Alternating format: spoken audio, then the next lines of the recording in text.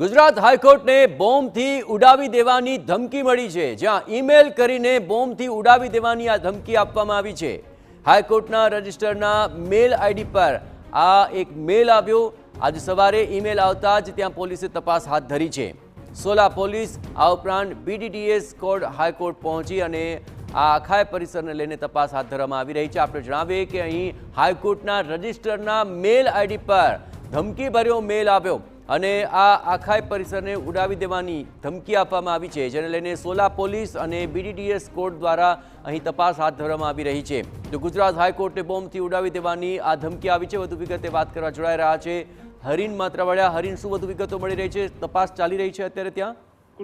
જે ગુજરાત હાઈકોર્ટને બોમ્બથી ઉડાવી દેવાનો એક ધમકીભર્યો ઈમેલ આવ્યો હતો અને ઈમેલમાં તેને પરિસરને બોમ્બથી ઉડાવી દેવાની ધમકી છે તે આપવામાં આવી હતી। હાઈકોર્ટનો જે રજિસ્ટ્રારનો જે ઈમેલ આઈડી છે તેના ઉપર આ મેલ આવ્યો હતો અને આ વહેલી સવારે છે તે ઈમેલ આવ્યો હતો અને ત્યારબાદ જ્યારે આ મેલની ખ્યાલ આવ્યો ત્યારે પોલીસને જાણ કરવામાં આવી હતી। સમગ્ર ઘટનાને લઈને સોલા પોલીસ ઉપરાંત DCP ઝોન 1 સહિતનો પોલીસ કાફલો છે તે હાઈકોર્ટ છે તે પહોંચ્યો હતો, તપાસ હાથ ધરી હતી। ઉપરાંત સાયબરની ટીમની પણ મદદ લેવામાં આવી છે કે જે આ મેલ છે તે ક્યાંથી આવ્યો હતો, કોના દ્વારા કરવામાં આવ્યો હતો અને ઉપરાંત BDDS છે તેની પણ અત્યારે તેને લઈને તપાસ છે તે શરૂ કરવામાં આવી છે। મહત્વનું છે કે અગાઉ પણ આ પ્રમાણે અલગ અલગ ઈમેલ ધમકીભર્યા આવતા હોય છે, પરંતુ તે ફેક નીકળતા હોય છે। સ્કૂલને ઉડાવી દેવાની ધમકી હોય છે કે અન્ય જગ્યાઓ પણ આ પ્રમાણેના મેલ આવતા હોય છે, પરંતુ આ વખતે હાઈકોર્ટને ઉડાવી દેવાની ધમકી આવી છે અને ઈમેલ દ્વારા આવી છે, તેને લઈને હવે તપાસ છે તે શરૂ કરવામાં આવી છે। જી બિલકુલ હરીન, તમામ ગતિવિધિઓ પર આપ નજર રાખતા રહેજો। તો ઈમેલને ગંભીરતાથી લેવામાં આવ્યો છે અને તેને લઈને અહીં તપાસ પણ હાથ ધરવામાં આવી છે, જેથી કોઈ પણ અનિચ્છનીય બનાવને